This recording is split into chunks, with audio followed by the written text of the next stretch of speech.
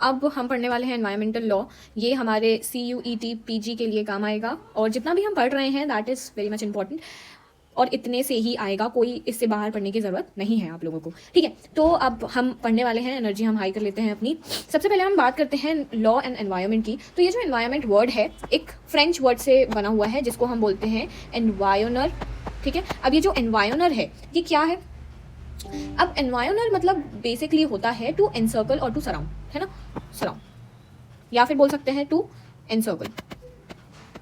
ठीक है, अब ये जो वर्ड है ये ऐसा क्वेश्चन आता नहीं है, बहुत रेयर है कि आ जाए कि किस वर्ड से डिफाइन हुआ है। एक लैटिन वर्ड भी है इनवायोरन जिसको हम बोलते हैं, ये तो हमारा फ्रेंच वर्ड हो गया। एक लैटिन वर्ड भी है जिसको हम बोलते हैं इनवायोरन, है ना, कुछ कुछ सिमिलर साउंड कर रहे हैं ना वैसे। तो ये हो गया हमारा कि भाई ये किससे आया है। अपन थोड़ा थोड़ा, मैं लिखने का काम ज़्यादा नहीं करूँगी क्योंकि I have to explain very much, है ना। तो अब हम बात करते हैं सबसे पहले कि भाई ये जो वर्ड है एनवायरनमेंट ये कहीं दिया गया है क्या, कहीं एक्सप्लेन किया गया है? तो हाँ, ये एक्सप्लेन किया गया है कहाँ पे? तो 2A में इसको एक्सप्लेन किया गया है ऑफ एनवायरमेंटल प्रोटेक्शन एक्ट 1986। इसका एक्ट भी बनाया गया है।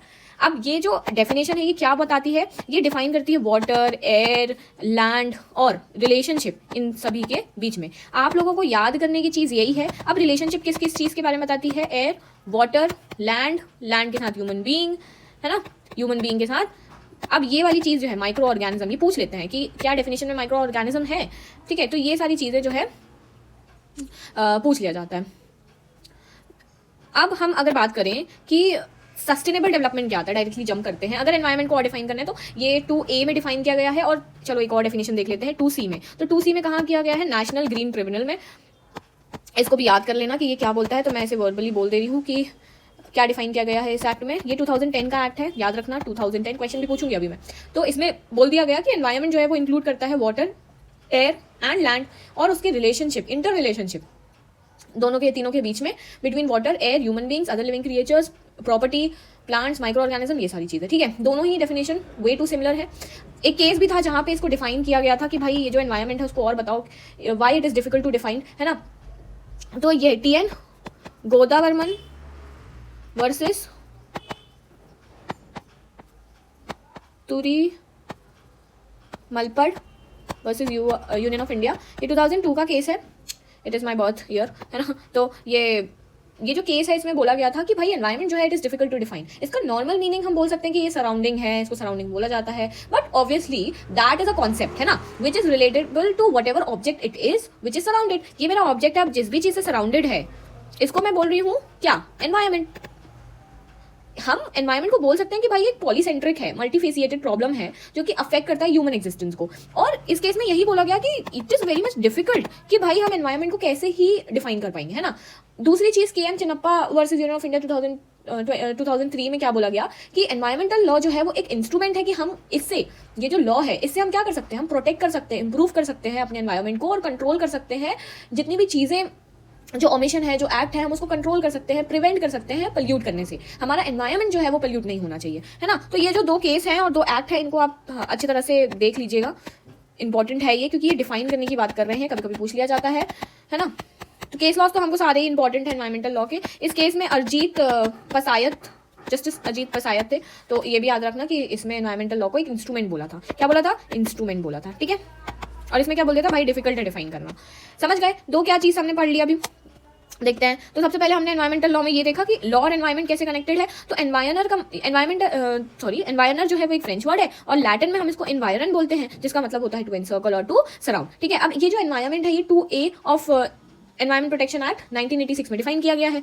इसमें water, air, land, human being, property और माइक्रो ऑर्गेनिज्म, इनके रिलेशनशिप के बीच में, इंटर रिलेशनशिप के बीच में इसको डिफाइन किया गया है, उसी का सहारा लिया गया। वहीं नेशनल ग्रीन ट्राइब्यूनल 2010 का जो एक्ट है इसमें भी यही सिमिलर चीज डिफाइन की गई है और ये 2C में है। दो केस आते हैं अपना, T गोदावरन का केस और दूसरा केस है KM चिन्नप्पा का केस। अब नाउ द प्रॉब्लम इज कि भाई हमने समझ तो लिया कि एनवायरनमेंट क्या है, लेकिन हमको एनवायरनमेंट से रिलेटेड प्रॉब्लम को भी समझना है ना। तो भाई एनवायरनमेंट से रिलेटेड जब हम प्रॉब्लम समझ रहे हैं तो क्या प्रॉब्लम है? एकमात्र प्रॉब्लम है क्या? पोल्यूशन। क्या प्रॉब्लम है भाई? पोल्यूशन। ठीक है, अभी जो पोल्यूशन है हमने बहुत पढ़ा है इसके बारे में, बहुत टाइप्स के होते हैं, लेकिन ये नहीं पढ़ा कि ये जो वर्ड है ये कहाँ से आया है। तो ये एक लैटिन वर्ड से आया जिसको हम बोलते हैं पोल्यूरर। ठीक है, अब ये पोल्यूरर का मतलब क्या होता है? टू कंटामिनेट, कंटामिनेट करना किसी भी चीज को, किसी भी फीचर को, आप एनवायरनमेंट के किसी भी फीचर को कंटामिनेट कर रहे हो उसको हम क्या बोलेंगे? पोल्यूर। ठीक है, समझ गए? या फिर हम बोल सकते हैं डिफाइल करना, डी सॉइल डिफाइल, याद है वैसा। ओके इसमें एक केस भी है जहाँ पे सिविल रॉन्ग बोला गया पोल्यूशन को कि ये भाई एक सिविल रॉन्ग है, ये एक टॉट की तरह है जो कि कम्युनिटी एज अ होल में हम अफेक्ट करते हैं।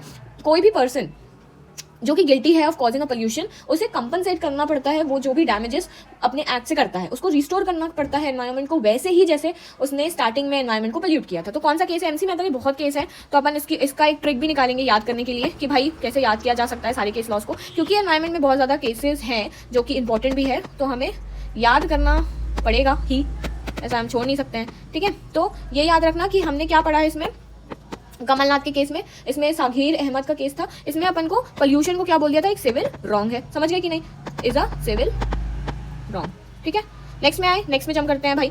अब देखो नेक्स्ट में हम जब दूसरा टॉपिक पढ़ रहे हैं, आप लोगों को पता है कि कॉजेज क्या है पोल्यूशन के, दो कैटेगरी में होता है, एक नेचुरल फिनोमिना होता है जो drought, volcanic eruption, flood, epidemics, ये जब एनवायरनमेंट हमारा बीमार पड़ जाता है ना तो ये सारी चीजें आती है। और कुछ होता है कि हम जबरदस्ती बीमार करवाते हैं, जो मैन मेड एक्टिविटीज होती है हमारी। मैन मेड एक्टिविटीज में इंडस्ट्रियलाइजेशन, अर्बनाइजेशन, मैनेजमेंट नहीं है वेस्ट का, पुअर डिस्पोजल है किसी भी केमिकल एफ्लुएंट्स का, हेजार्डियस सब्सटेंसेस का, पोल्यूशन पॉपुलेशन एक्सप्लोजन्स का, पॉवर्टी इतनी है, अनइक्वल डिस्ट्रीब्यूशन है वेल्थ का, ओवर एक्सप्लॉयटेशन है किसी भी नेचुरल रिसोर्सेज का। तो दो तरह से हम बोल सकते हैं कि ये these two are the causes.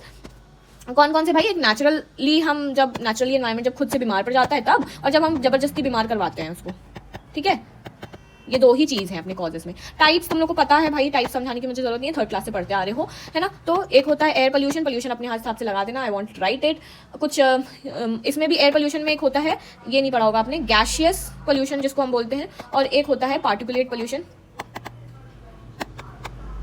ठीक है, अब पार्टिकुलेट में पार्टिकल्स आ रहा है वर्ड, तो डस्ट, फ्यूम, इससे जो पोल्यूशन होता है, मिस्ट है ना, स्प्रे, स्मोक, बर्थडे में जो तुम लोग यूज करते हो ना, it is a pollution only. Gaseous में क्या आ जाता है, कार्बन मोनोऑक्साइड आ जाता है, ठीक है, ऑक्साइड्स ऑफ सल्फर आ जाता है। These are some of the air pollution के टाइप्स। अब वहीं पे वाटर पोल्यूशन भी है हमारे पास, वाटर पोल्यूशन के साथ साथ हमारे पास लैंड पोल्यूशन भी है, लैंड और वाटर बायोमेडिकल वेस्ट जो हम करते हैं, है ना, वो सारी चीज़ें। फिर आता है हमारा सॉलिड, कि भाई सॉलिड वेस्ट भी होता है, वेस्ट पोल्यूशन, जो कि इकोनॉमिकली अनयूजुअल होता है विदाउट फर्दर प्रोसेसिंग। तो सॉलिड वेस्ट जो है वो agricultural waste, ashes, biomedical waste, dead bodies, animals की, ड्राई वेट गार्बेज, ये सारी चीज़ें सब आ जाती हैं। ठीक है, एक होता है फूड पोल्यूशन, है ना, और एक होता है नॉइस पोल्यूशन, समझ गए।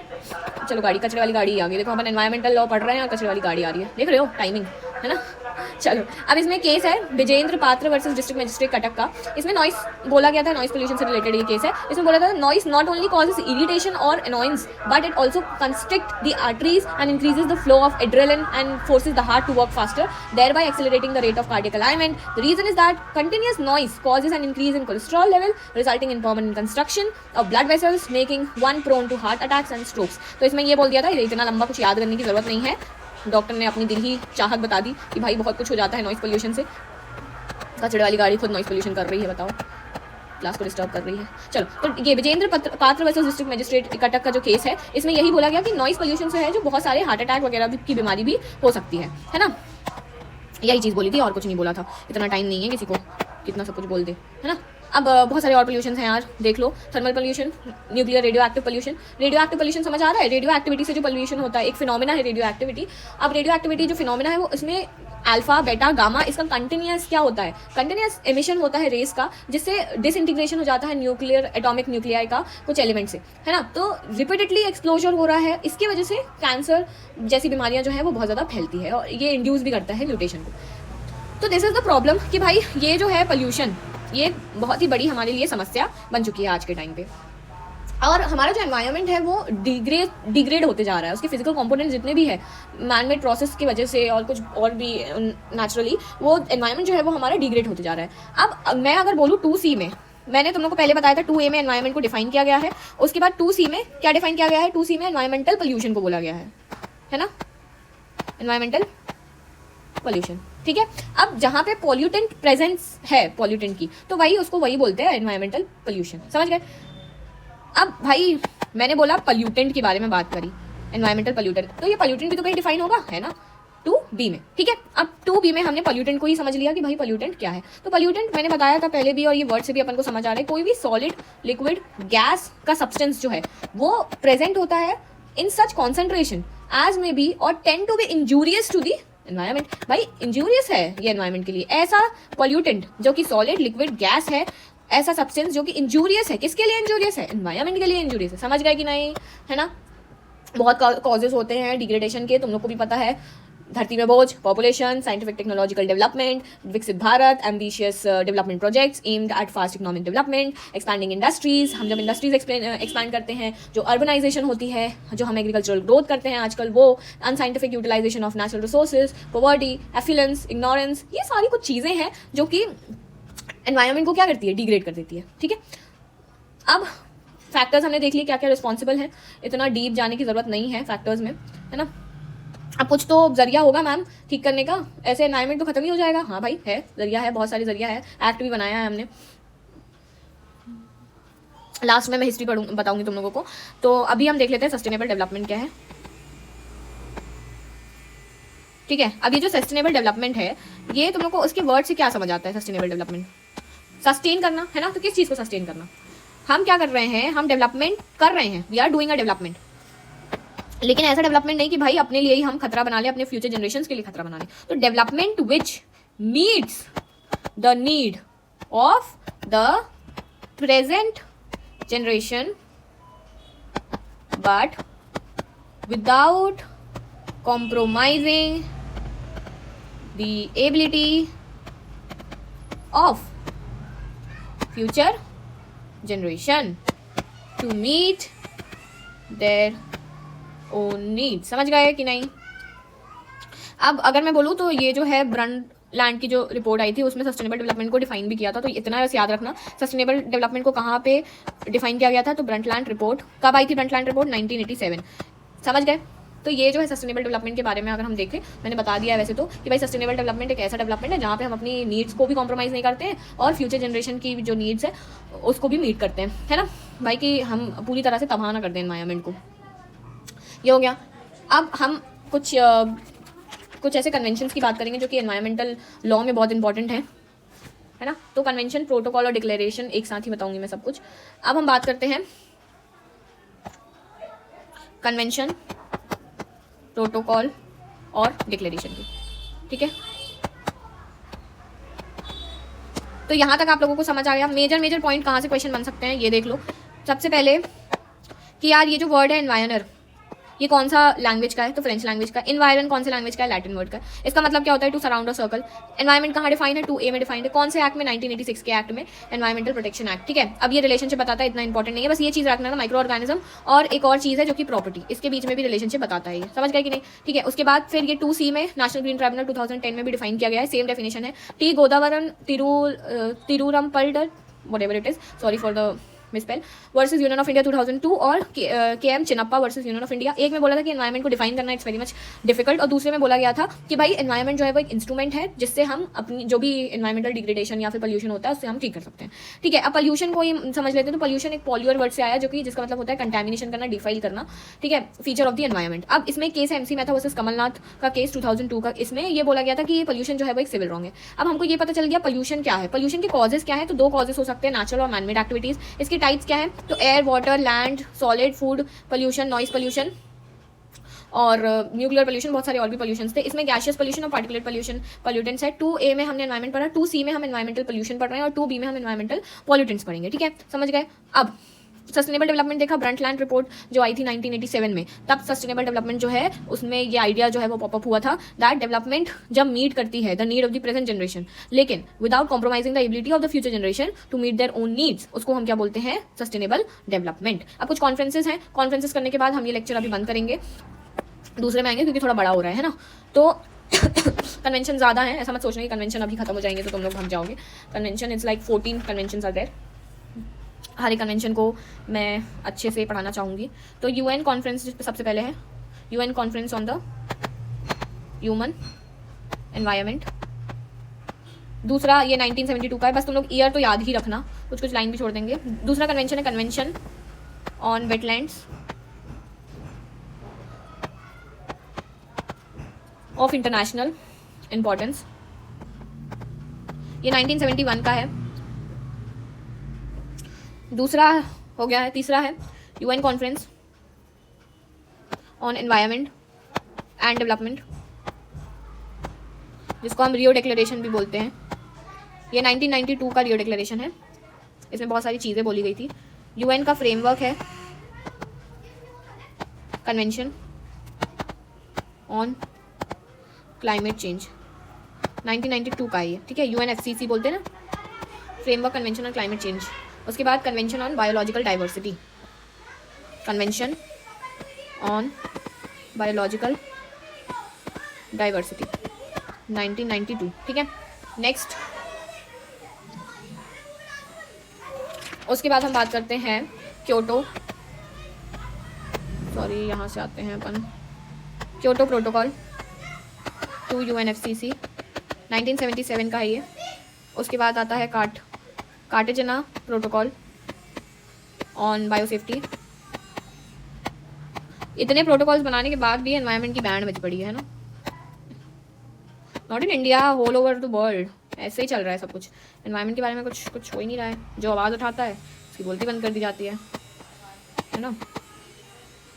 Nagoya protocol 2CBD 2010, Paris agreement 2015, Vienna convention है 1985 का। ये वाला कन्वेंशन सबको पता होगा, मॉन्ट्रियल, जिसने पढ़ाई की है तो सबको पता होगा। प्रोटोकॉल 1987 का। देखो मैं प्रोटोकॉल कन्वेंशन सब ना मिक्स कर दे रही हूँ क्योंकि यही इंपॉर्टेंट है। मैं अलग अलग करने बैठूंगी तो मैं पागल हो जाऊंगी, है ना। कन्वेंशन 1972 है ये। Last but not least, convention on international trade in 1973, enlarge spices of wild, वहाँ पे कितना पड़ा है, फौना एंड फ्लोरा, समझ गए। तो ये कन्वेंशन हो गए, इसको हम एक्सप्लेन करेंगे नेक्स्ट क्लास में। आज के लिए इतना काफ़ी है, ठीक है। गिन लेते हैं कितने कन्वेंशन अपन ने किए हैं। नेक्स्ट क्लास में मैं ये कन्वेंशन याद करवा दूंगी, डोंट वरी, है ना। ये हो गए अपने 14 कन्वेंशन। ये 14 कन्वेंशन इज ओनली इंपॉर्टेंट, आगे कुछ बाहर का याद करने की जरूरत नहीं है, समझ गए। ओके, सो